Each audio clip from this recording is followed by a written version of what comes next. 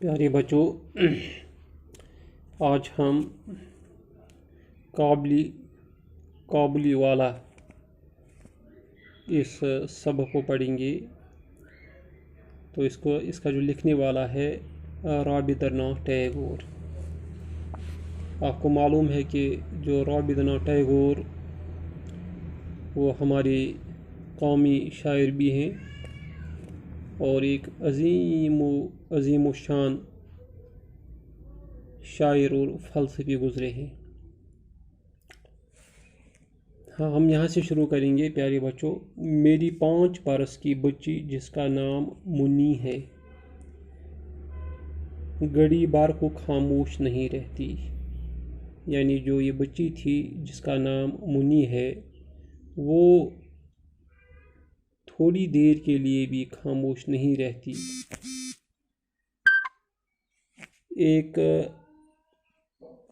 दिन सुबह सवेरे मैं अपने नावल का 17वां बाब लिख रहा हूँ। जो ये मुसन्निफ़ हैं, लिख रहे हैं, जिन्होंने ये कहानी लिखी है, कहानी निगार, वो कहते हैं कि एक दिन सुबह सवेरे मैं अपने नावल का 17वां बाब लिख रहा था। नावल, हाँ, एक लंबी कहानी को नावल कहते हैं। तो वो इसका 17वां बाब लिख रहा था। मुन्नी ने आकर कहा, बाबूजी, सबूत।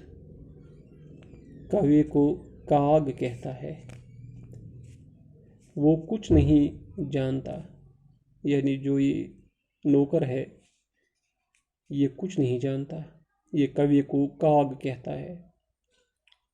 और इससे पहले कि मैं कुछ कहूँ, उसने दूसरी बात शुरू कर दी। यानी मुन्नी ने दूसरी बात शुरू कर दी।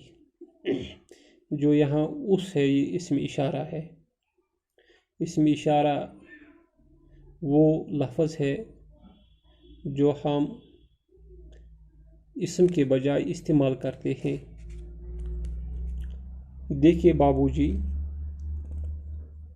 बूला कहता है कि आसमान में हाथी अपने सोनों से पानी बरसाते हैं। बूला ऐसी ही झूठी बातें करता है। दूसरी बात जो मुन्नी ने कहा कि जो बूला है वो कहता है कि आसमान में हाथी अपने सोनों से पानी बरसाते हैं। हाथी के सोंड होते हैं जो उसके सामने वो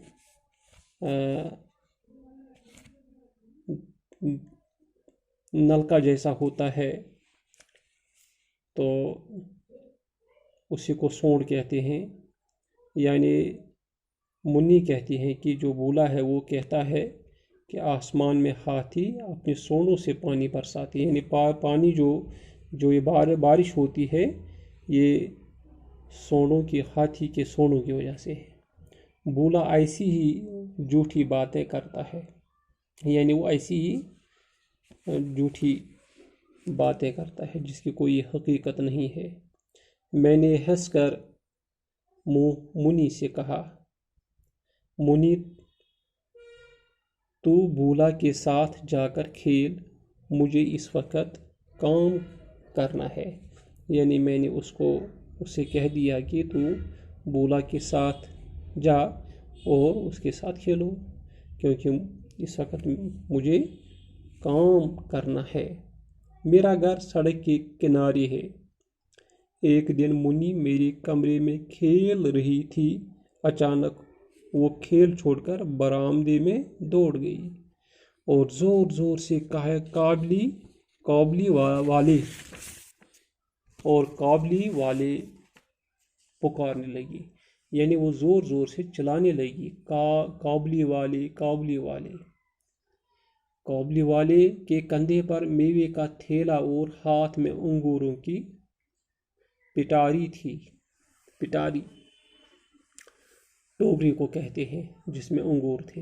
यानी उसके कंधे पर मेवे का थैला और हाथ में एक अंगूरों की एक टोकरी थी। मोटे कपड़े का ढीला डाला कुर्ता यानी उसके तन पर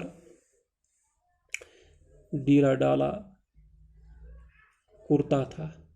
موٹے کپڑے کا۔ صافہ باندھے لمبے ڈیل ڈول کا ایک قابلی سڑک پر آہستہ آہستہ چلا جا رہا تھا، یعنی اس کا جسم جو تھا ڈیل ڈول وہ جسمانی تھا، موٹا تھا اور بہت اس کا قد بہت اونچا تھا، تو وہ آہستہ آہستہ سڑک پر چلا جا رہا تھا۔ منی کی آواز سن کر ہنس مکھ قابلی والے نے گھوم کر دیکھا، چونکہ جو قابلی والا تھا یہ ہنس مکھ تھا، لیکن اس نے منی کی آواز جب اس نے سنی تو اس نے گھوم کر دیکھا۔